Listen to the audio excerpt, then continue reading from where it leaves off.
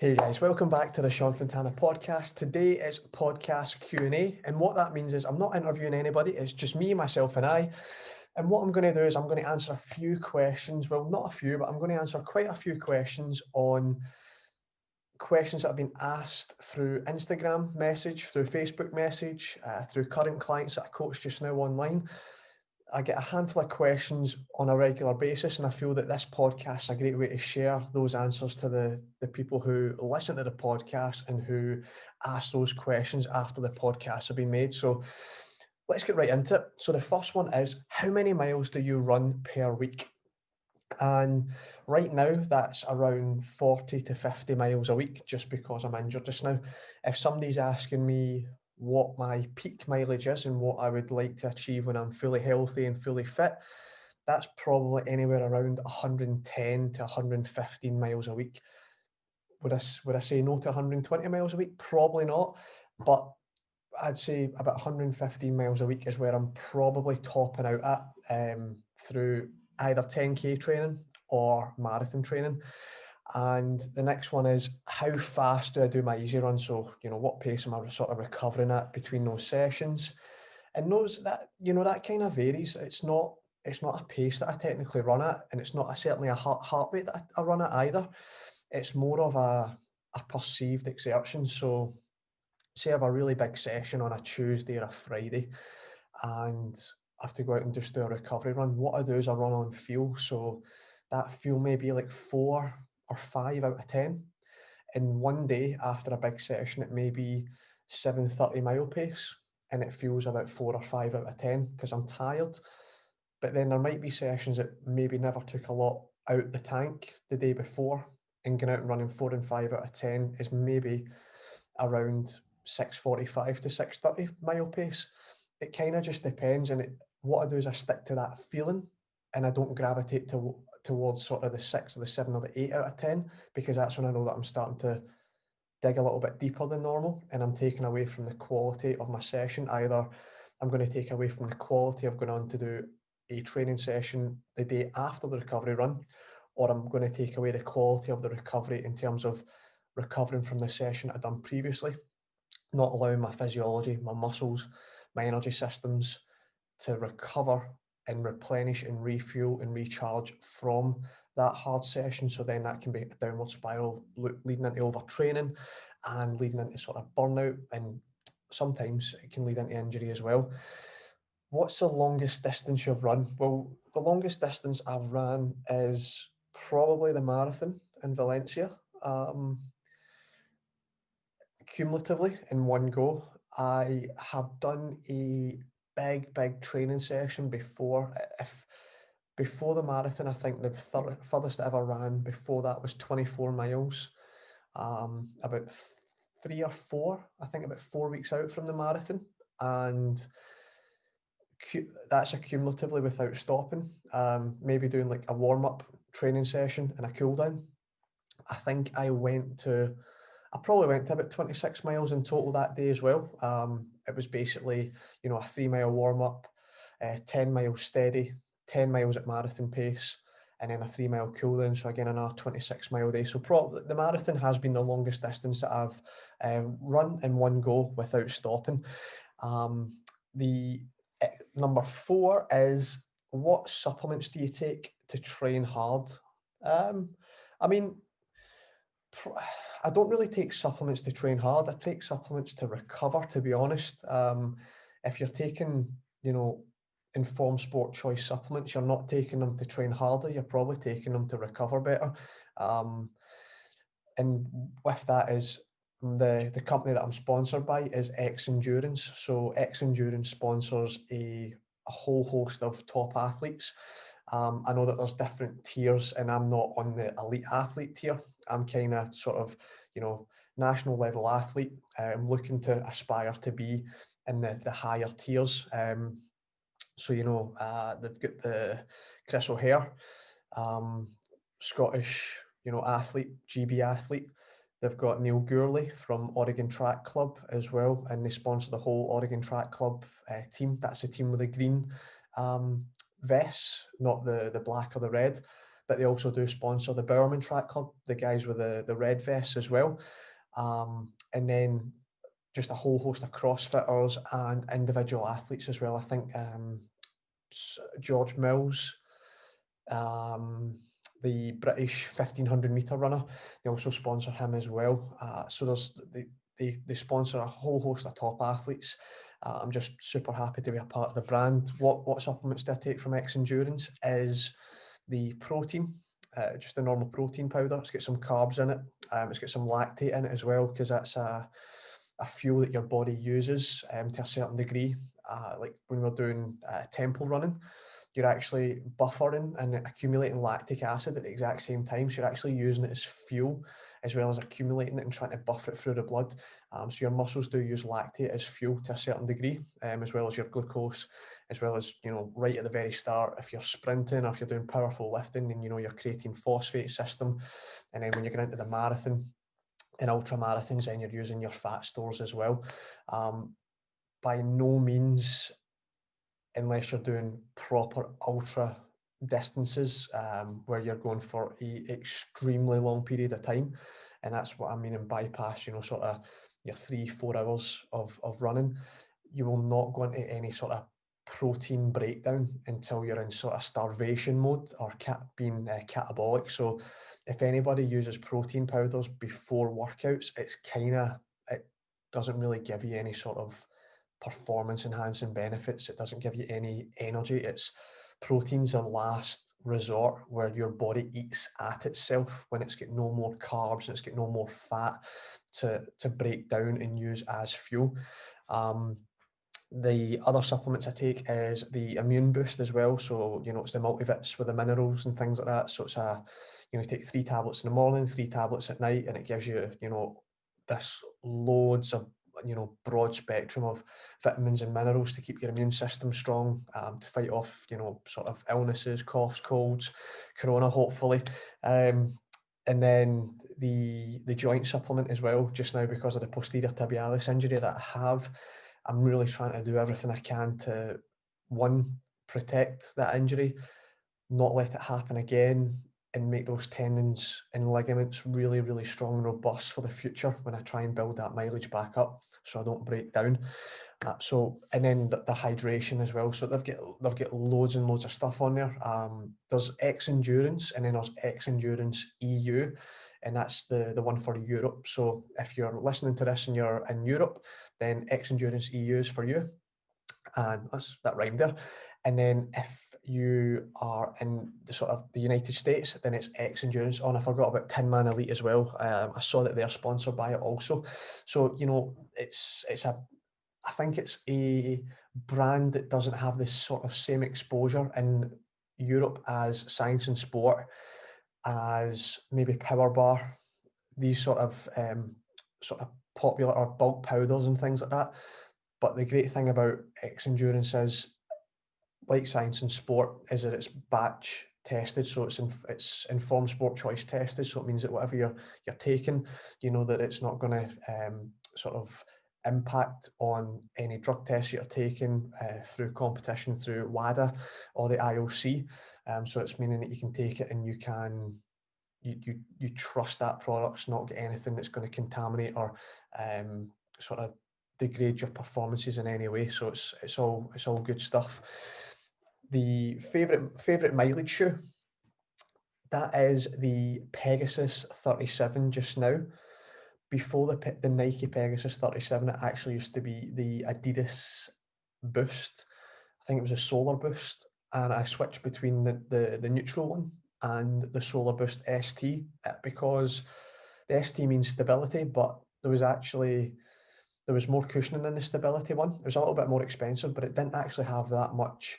It didn't have like a big supported, plate put in it or anything. It was just a small medial thing that was at the back of the heel.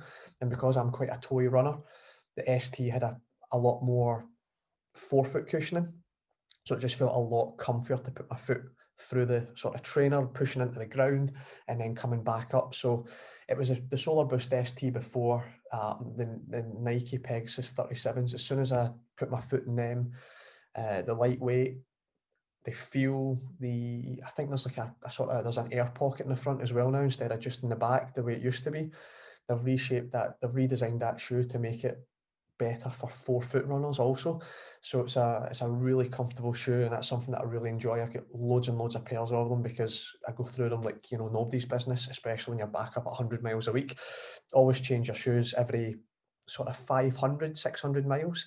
The closer towards 500, the better, so that you can keep that responsiveness and keep that cushioning and protect those joints, protect those feet, protect those sort of the lower limb area from any, pesky, just, always say invest in your shoes, because the money you're going to scrimp out in your shoes is the money you're probably going to put back in and then some, if you then need to get a physio bill and you need to go and see the physio a couple of times. So please don't scrimp out in your shoes. Make sure that you are changing your shoes. I know that Strava, I know that Garmin, if you add your shoe to the app, it will tell you how many miles you're doing in it. So I really recommend doing something like that. If you can't keep track of how many miles you do in your shoe, or you've had your shoe for, say, 6, 7, 8, 9 months, it's probably time that it needs to go, and you need to get yourself a shoe that's got better energy return and foam and cushioning to help protect those feet, because those are the first things that hit the ground. And coming from somebody who has, say, I've got a couple of broken toes, I've had plantar fasciitis quite a lot. Now I've got the post tib problem. It's, even though I do change my shoes regularly, these things, I'm trying to make sure I'm decreasing the percentage of injury by making sure I replace those shoes in a certain period of time. Because the reason I got plantar fasciitis the first time was because I wore these Nike shoes. I think it was like the Structure Triax at the time. I wore them for such a long time that I just, I eroded the rubber sole. I went right into the foam. So basically, I think the shoes were red at the time. It was a red Structure Triax. I went through the black rubber and I went through into the red dyed sole. And then from the red dye sole, I was starting to go into the sort of white, cottony string stuff that was in the sole somewhere.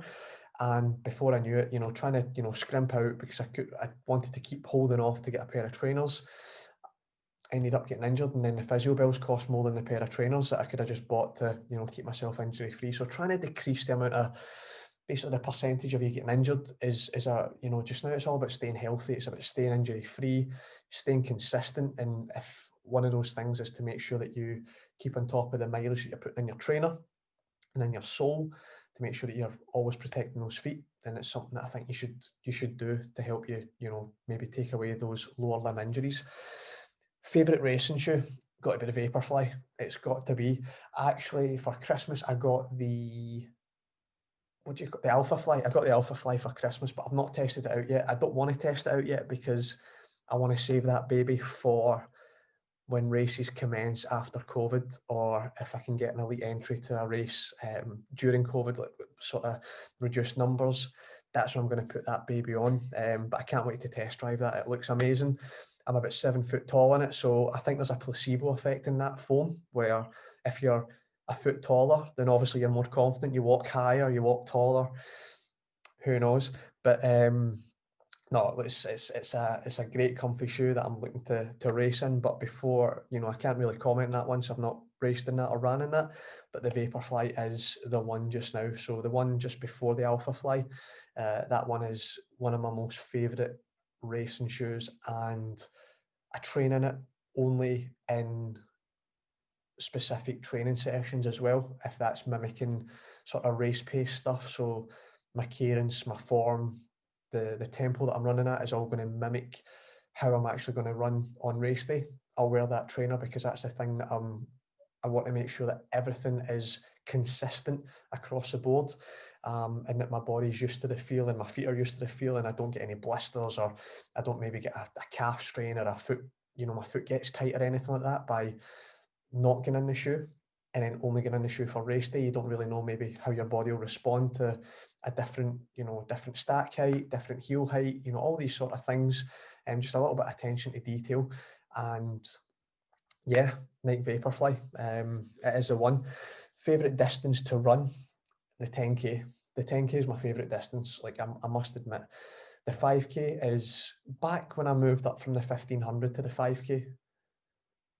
The 5K was my favourite. But then when I started training more for the 5K and maybe neglecting a bit of speed work that you still have to do, even being a 5K runner, I think that the 5K pace was actually starting to get a little bit harder to maintain because I've become more aerobically stronger, but the leg speed maybe I wasn't quite using I wasn't training properly for leg speed. So I wasn't doing, sessions a little bit quicker than 5K pace because I was maybe scared that actually that's probably the insecurity of doing speed work, reducing your mileage, and then not hitting that big number at the end of the week was something that maybe made me feel a bit insecure. So then maybe that's why I kind of steered away from the smaller, sharper sessions, which was inhibiting me having a better running economy, better biomechanics at sub-maximal speeds. So maybe that, like me coming to that sort of conclusion right now, that's probably the reason why the 5K was getting tougher and tougher to do, because all I wanted to do was mileage, mileage, mileage, longer sessions, harder sessions, suffer for longer, me thinking I was going to get better. But ultimately, at the end of the day, right now, I'm kind of going through a phase where I'm questioning everything that I've done for a while in terms of, why do I need to run as long? Why do I need to run as far? Why do I need to, go to 100 or 110, 115 miles a week as a 5K, 10K runner? You're only on the track for anywhere between 14 and 29 minutes at my level or faster. So you're like, why do you want to do 12 to 13 hours of running a week to be good for 13 minutes and change, or 14 minutes and change, or 28 minutes high, 29 minutes low? Why do you need to be going to 13 hours or 14 hours of training? So I'm kind of, when you're injured, when one of my, a good quote is, losing creates change. And I've been losing for quite a while just now. That's frustrating, and that's another thing that's frustrating in its own behalf. But not getting success is meaning that it's not that you're failing. It's just there's a feedback loop there saying that you never quite get it right this time. Maybe try a different approach. But there's been time to time I'll maybe try a different approach, but it still goes wrong. So I'm still figuring it out, even at 30 years old, and being national champion and British bronze medalist, being in America, all these sort of things, like for an American scholarship, like even though I've had some success, it's not been consistent success. So I've still not found that consistent formula. So favorite distance to race is definitely the 10K. I love the 10K. 25 laps of the track. When you're fit, when you're strong, when you're ready to rock and roll, when you've tapered properly, you've prepared properly. I just don't think there's a better. I don't think there's a better race than 25 laps on the track, and doing it at Highgate as well. So the British Championship race at Highgate, the 10K is phenomenal. It puts athletics in a different dimension. It puts athletics in a different light. It attracts people who might not necessarily be into running, but because of the activities that are going on around the track, not just in the track, it's just awesome. It's just awesome to be a part of. It's a good buzz, and it's something that I feel that athletics need to keep doing to keep moving forward and engage with a different demographic. I know that fundamentally athletics and athletes and older coaches want to keep athletics at their roots, in terms of back in the day, old school stuff. But if we keep living back there and never moving forward, the world keeps moving forward. And if we want to stay back there, then we're going to get left behind. And I feel that we need to move forward with evolution in society and, catering towards different demographics and keeping people engaged and excited about something as simple and pure as just one foot in front of the other. Try and get more eyes on that track would be amazing if more events like Highgate could happen. Hardest training session. Ooh, that's a tough one, because I kind of look at that and go, they're usually always hard just now. Like when I'm getting back from injury, I feel fat, I feel out of shape, I feel heavy. My quads really don't, I feel like I can't pick my quads up off the ground. I'm breathing really heavy. I feel exhausted after a couple of reps. So, hardest training sessions usually for me would be like literally right now, getting back from injury, um, and everything just feels as hard as the next thing, whether it's 400-meter reps, whether it's 30 minutes of tempo running, or hill reps. It just all feels hard. I can't my legs can't differentiate, my breathing can't differentiate between, you know, that pace, this intensity, that volume. It all kind of just feels like it's mushing together just now until you start finding that form, and then you can start to understand that, 400s are going to be at this pace, threshold's going to be at this pace, your hill reps are going to be at that pace.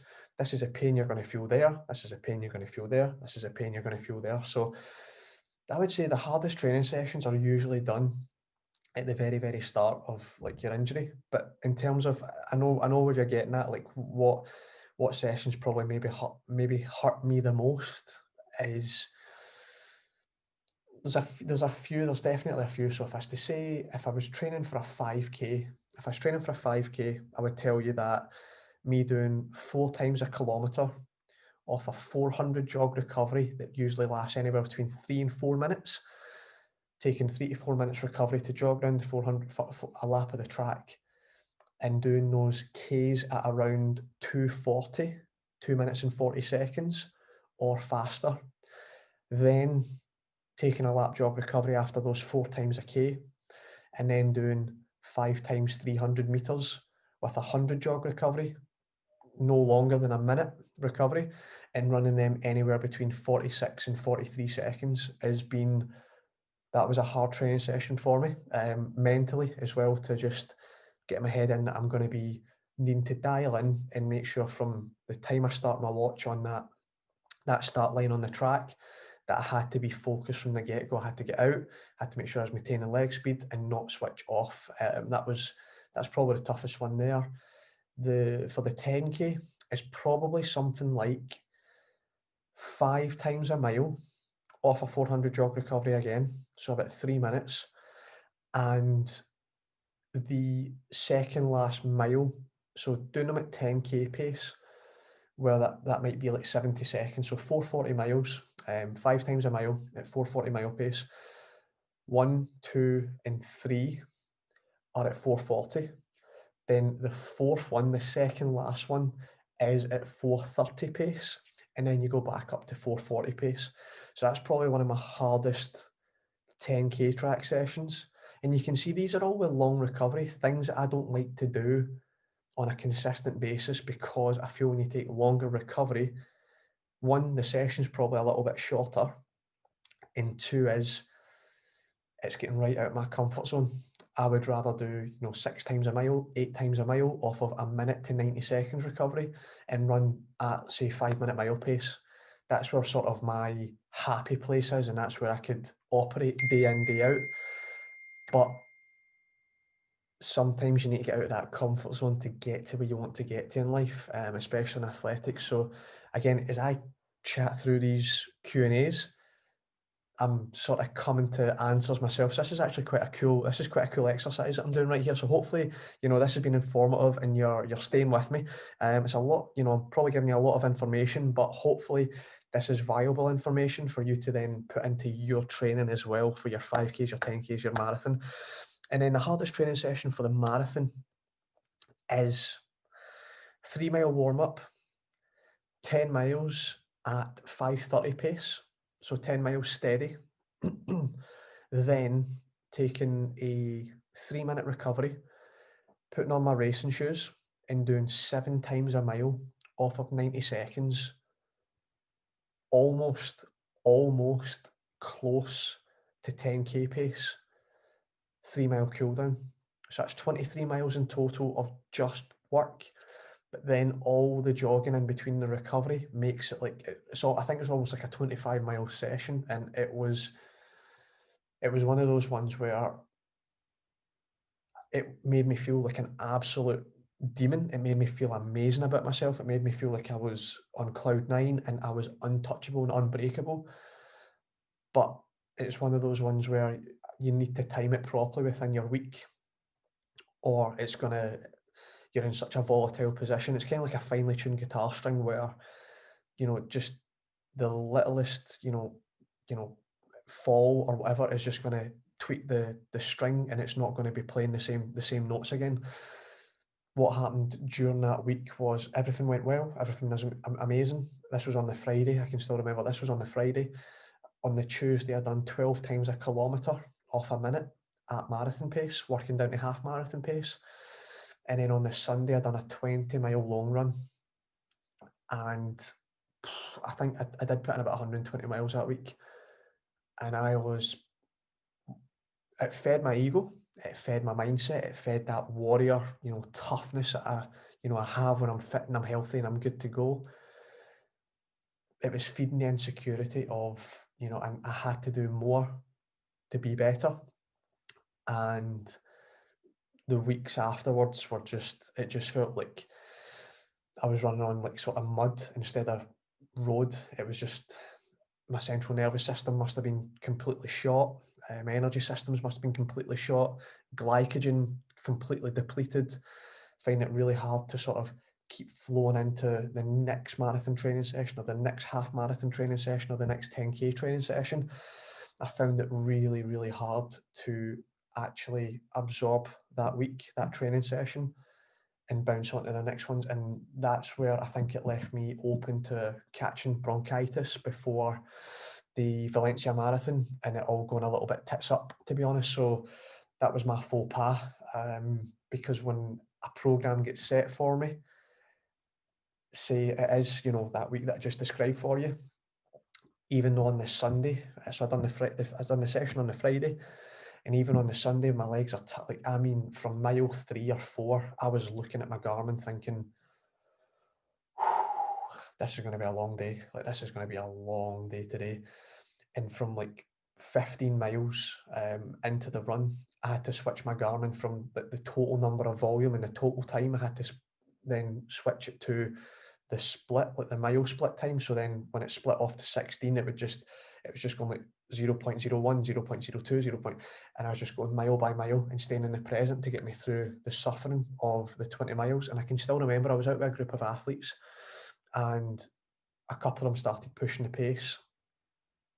And here's me, like, I'm going, well, I just covered this session, and the Friday session I was like 450 average for the 7 times a mile after 10 miles at 5:30 pace. Like, I'm a beast, I'm a boss. Like, nobody can drop me just now. We're running at 6-minute mile pace. Big whoop. I can do this for 23 miles with my eyes shut.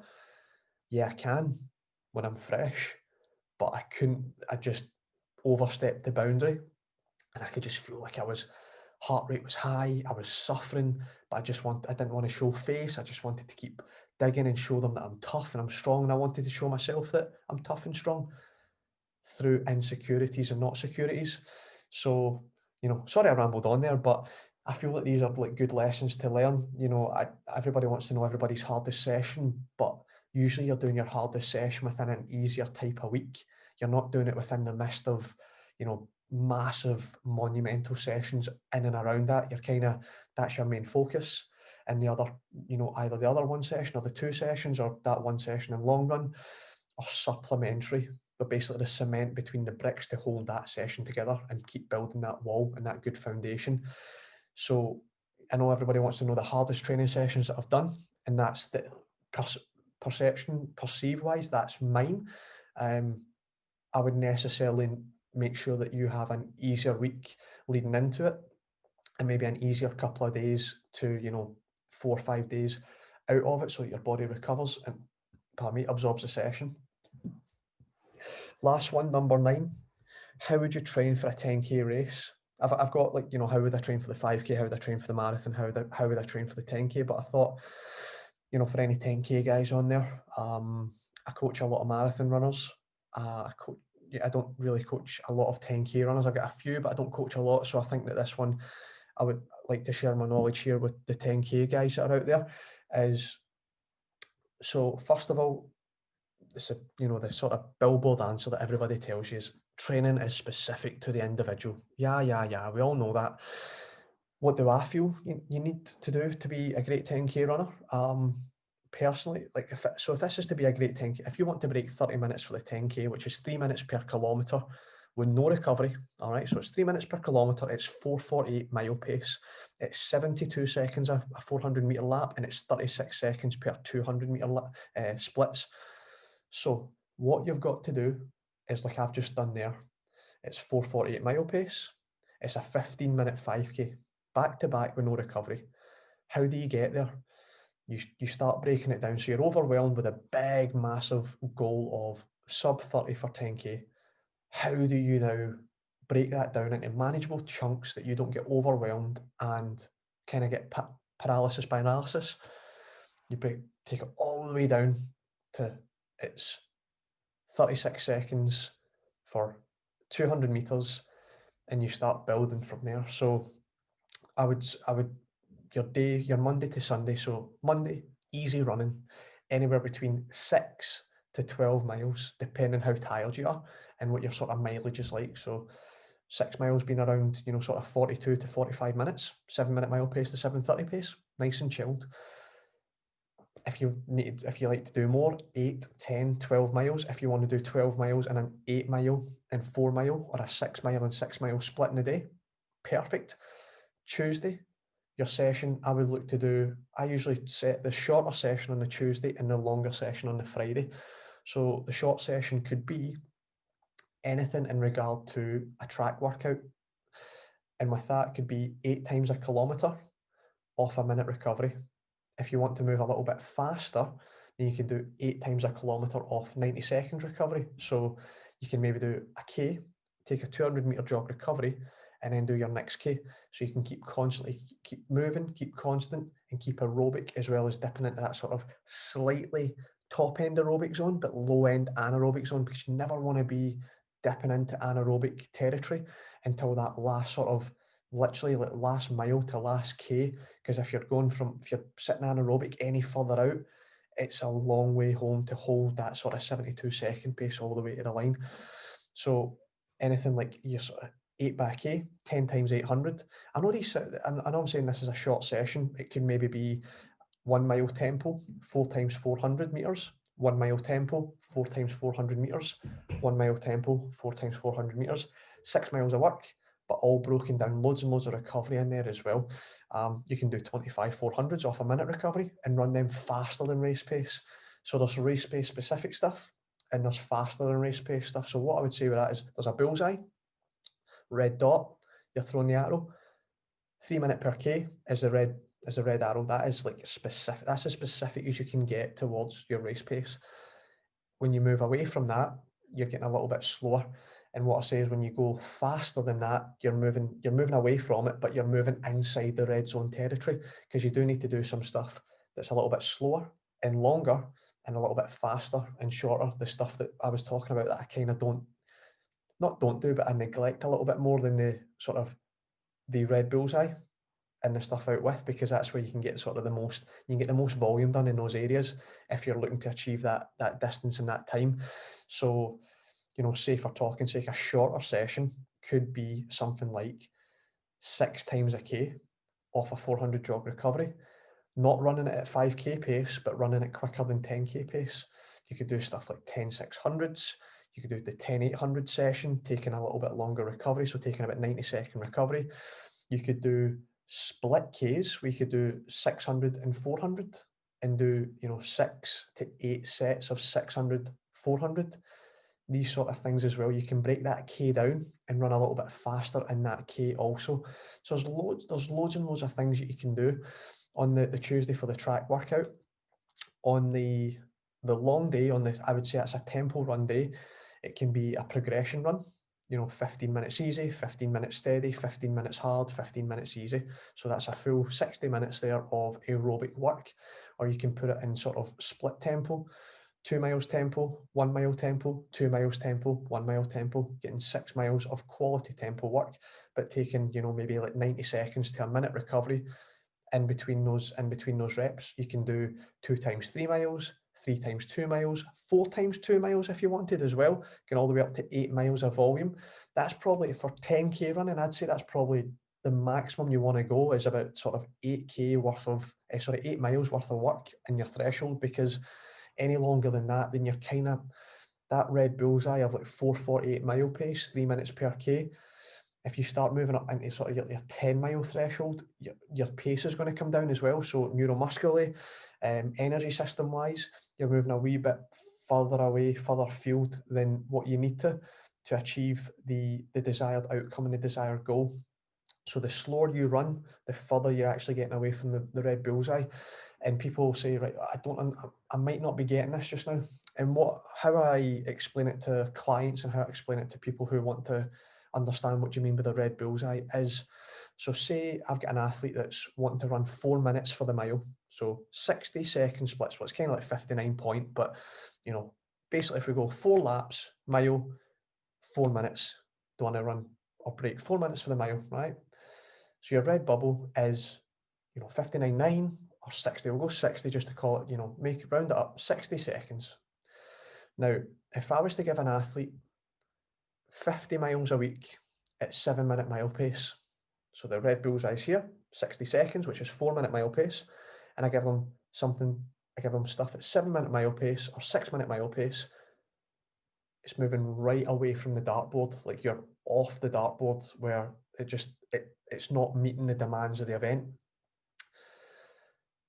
So then we go, right, okay, I'll give you 100 miles a week at 7-minute mile pace or 6-minute mile pace. Will you still be able to break 4 minutes for the mile? No. I'll give you 110 miles a week at 6-minute mile pace to break 4 minutes for the mile. Will you be able to do it? No. The reason being it's so far away from the energy system and the demands of the event. So if you kind of look at it from a dartboard, when you go to throw that arrow, the further you move a field into the desired pace, as you're getting closer to the red bullseye and closer and actually on meeting the demands of your event. That's what I mean by that sort of the red bullseye, and moving further afield and make sure you're staying within a relative zone of the energy systems, because then if you're way out in terms of like your sessions and things, and it's not going to get the desired effect for you physiologically to get you that 30-minute 10k goal. That's where then you'd be looking to do like the 5k, or you'd be looking to, the half marathon or the marathon, because then it's getting closer towards those sort of paces. So stuff like that. Hopefully that I didn't ramble too much on about that. But what we're on 37 minutes. I'll give you another couple of minutes. Wee Brucey bonus, since it's COVID and I've got nothing to do, I'm going to chat to you. As we move on to that, I've asked a lot of athletes when I interview them, tips in coping through COVID, and I feel that there's a lot of stuff we can do, especially as runners, as athletes, if maybe other non-athletes, mums, dads out there who are just looking for some ideas because they're bored, climbing the walls, maybe beating yourself up, all these sort of things. I would say, first thing is, you do have to go out and exercise. If you can't exercise outside, exercise inside. Do online YouTube classes or Amazon Prime. I know they've got some sort of exercise yoga classes there. I do online classes as well. Sign me up. If you've got a treadmill, if you've got a bike, if you get some weights, if you get bottles of water, if you've got some bottles of juice, whatever it is, bottles of wine, bottles of beer, pick them up and start using them, right? So be resourceful with the resources you have around you. That's what I'll say. First and foremost is, do you lack resources or do you lack resourcefulness? And that's from Tony Robbins, mindset coach. And I think he's also coaching Conor McGregor and his mindset as well, which I hope Conor McGregor to win against Dustin Poirier too. That's my prediction. He says, do you lack resources or do we lack resourcefulness? And ultimately, more often than not, we lack resourcefulness because we have everything at our fingertips right now in this environment. We have the Wi-Fi, we have the data, we have the phones, we have the, all this technology. We do have weighted items around about us. We just don't have the desire to be resourceful with it. That's ultimately it. Do you lack knowledge or do you lack motivation?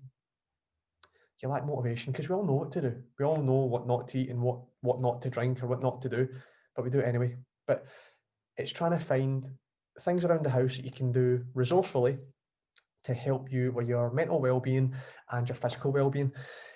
The next thing is, if you are feeling tired, like say for talking sake, if you've been training a couple of days in a row or a week, 7 days in a row, whatever it is, and you're tired, don't be afraid to take a day off and don't beat yourself up for that. All right. So even me just now going through an injury, I'm doing 6 days on, 1 day off. The reason for that is your body needs to recover. It's telling you it's sore or it's telling you it's tired for a reason.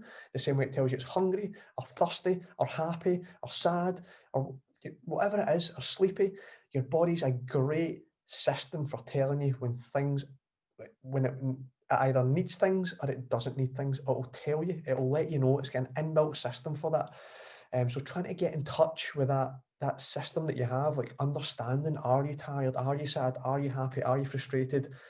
Do you need to maybe, do you feel like you've stagnated as a human being? Do you need more growth? So do you need to start reading books? Do you need to go maybe do a wee online course, online university, listen to a TED talk, listen to something that will serve you in a positive light and in a positive way to help this be stimulated and help you create growth again.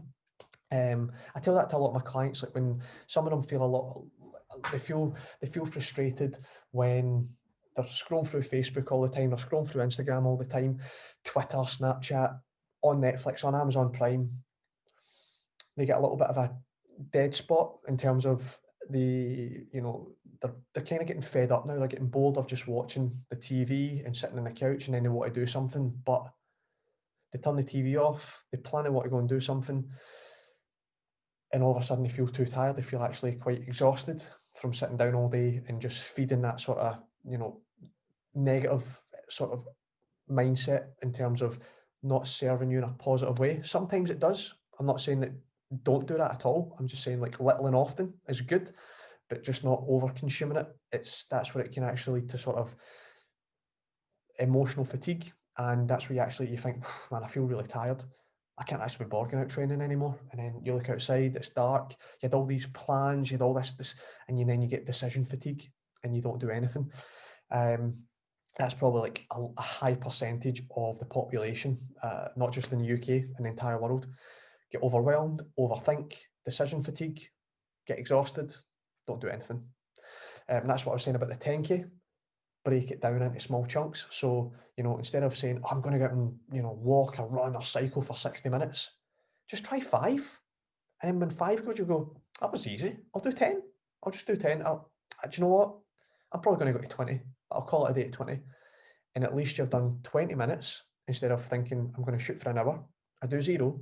Now I feel shit about myself. And that's usually the sort of emotional tailspin that we're going on as human beings. It's just try to, press the stop button in that and do a little bit of something, because it's better than a lot of nothing. And lost my train of thought.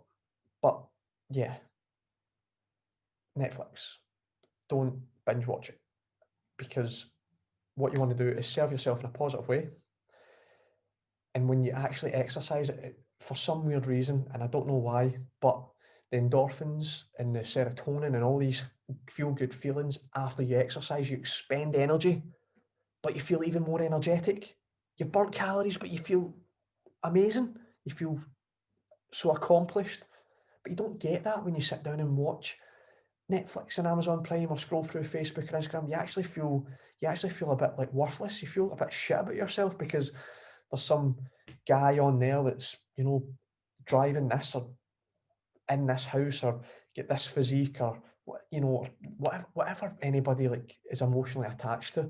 And some ladies are maybe got on there looking at other chicks that are that are in leggings and a crop top and stuff and feeling rubbish about themselves because they maybe want to look like that, but they feel that they can't look like that. And it's just an emotional fuckfest. And that's where you just need to put that down. If it doesn't serve you, you either you limit your time on it, you delete the people that make you feel bad about yourself. Delete the people. On Facebook and on Instagram, I have deleted people who are moaning about COVID and are very negative just now, because I just right now don't want it and don't need it in my life, because right now I'm trying to keep myself together and my team together as well. So I need to make sure that I'm serving myself in positive ways. And if I can identify things that are actually going to piss me off, are going to take me out of my zone or my flow, they're gone. They may come back in, when fate, like when all this blows over and we've got nothing to moan about. But at this moment in time, they're deleted. So that's maybe another tactic you can do. Delete the people that don't serve you in a positive light. The next thing is maybe follow people who do serve you in a positive light, like inspire you, like maybe like motivational pages, motivational people that you like to listen to or watch, that fill you full of that enthusiasm, full of motivation, full of discipline. They want to go out and be better for yourself. So using it in a more positive light. The next thing is you could delete the app altogether, but sometimes there's short-term fixes. I would say, because if you're going to use it anyway, just try and use it to the best of your abilities. The next thing is making sure you're eating right as well. This is so, like, right now we've got so much time. If we're furloughed or we're off work, we've got no excuse actually to home make and batch cook some stuff, whether it's soup, whether it's, spaghetti bolognese, whether it's fajitas, whether it's lasagna, whether it's, it is like sort of a pasta dish, it's a risotto dish, it's a stir fry or whatever it is. We've actually got no excuse not to go get those items and batch cook and put them in little Tupperware boxes and stick them in the fridge or the freezer and pull them out when we need it, to eat well and serve our body and serve our mind. We don't want to be putting, we are not just mentally consuming shit, but we're actually physically consuming shit as well. So when you're putting those two poor components together, you put shit in, you're going to get shit out. It's as simple as that. So maybe trying to eat a little bit healthier, have a little bit more water, keeping your mind and your body refreshed and energized. Maybe having a few extra shots of espresso like I do, make you feel happy. It's a happy drug. So doing stuff like that, like trying to do things that will serve you in a positive way, that will make you do positive things. And one of those things is actually giving your body the nourishment and the energy and the nutrients that it needs and it desires, to make it feel less lethargic, to make it want to exercise, to have your mind thinking in a more clearer and a more positive way. You could meditate, you could do yoga, you could cycle, you could run, you could walk, you could swim in the canal. I don't know, what more power to you. You could go fishing, you could play golf at public parks. You could, again, limiting the time, but you could play games. You can play, like, whether it's a board game or whether it's a PlayStation game or an Xbox. I said on the Chris O'Hare podcast that I was playing the Nintendo Switch and playing Zelda, but I limit myself to 1 hour of total time at any point in the day. That's it. Sometimes I get there and sometimes I don't. Like, I just, within half an hour, I'm good. But it's 60 minutes and that's it. And making sure that, and sometimes I might use it as a reward system. So if I do all my client calls, getting in touch with my clients, if I've done a really good online class, done my programs, then I'll kick back for half an hour, 40 minutes, play Zelda, all good. That's given me a decompression to then get me back into my focus again, because sometimes when I'm operating at that high frequency all the time, I can maybe get a bit ratty, can get a bit grumpy, can get a bit angry. And then also that stress, the sort of psychosocial aspect of injuries. Sometimes it can lead from stress and cortisol, high cortisol levels in the body. And when you're constantly working and not switching off, that's also a bad thing as well. Books that I could recommend, I've got down here. I've just finished Cadell Evans. I'm now reading Mark Cavendish, his book, and I don't know what, but I'm really gravitating towards cyclists just now. Whether it's Cadell Evans, I've read Mark Cavendish, Bradley Wiggins, Jans Voigt, Tyler Hamilton. There's quite a lot that I've really, like, cycling books that I really enjoy, and I think it's because of that whole long distance and suffering. I can really relate to it, and the cyclists always talk about suffering on Mont Ventoux, or in the Vuelta a España or the Giro d'Italia. They talk about the suffering, the pain, whether it's the weather or whether it's they're getting dropped by a certain group of teammates or in the peloton. and you just talk about grinding it out, and sometimes, the falls, the injuries, the, years of maybe turmoil, but then they stay in the game and they flourish eventually. They just keep going, day after day, keep getting it done, even through the knocks and the doubts and the haters and people telling them to quit.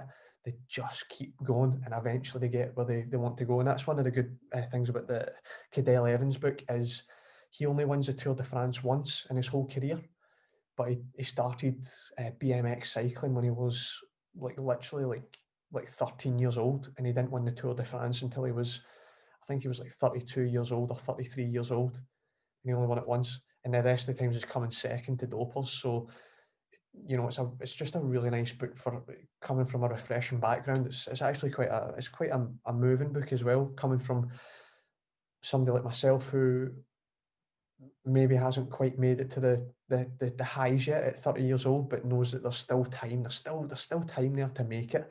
Um, David Goggins is a great book. Rich Roll is another good book. Ant Middleton's books, Zero Negativity, First Man In, and he's got another, Fear Bubble is another good book. Kevin Hart, Can't Make This Up, and quite a lot of people have already got these books, but The Subtle Art of Not Giving a Fuck by Mark Manson. But his second book's really, really good as well. It's called The World Is Fucked, a book about hope. Talks about, basically, I think I've mentioned it in the podcast with Josh, but the more we seek comfort, the more severe suffering feels, because we're kind of going, well, life's not supposed to be that way. We're supposed to be comfortable and happy all the time. And technically, yeah, you're supposed to be happy a portion of the time, but that's why we've got all these emotions. We get sad, we get excited, we've got happy, we've got, frustrated, we've got angry. We can't just be feeling one emotion all the time. It's just illogical. So what he tries to do is help you break it down and understand that actually a small percentage of your time you'll be happy, but the most of the time you are going to be struggling, because you're going to be struggling to what? Get to that side. So it's a really cool book. Other things you could do: start a business you've always wanted, start arts and crafts that you've always wanted to do, spend more time with your children, your other half, write a book, write a blog, go wild, So there's all these things I just thought I would share with you before I round it up and say bye. So bye.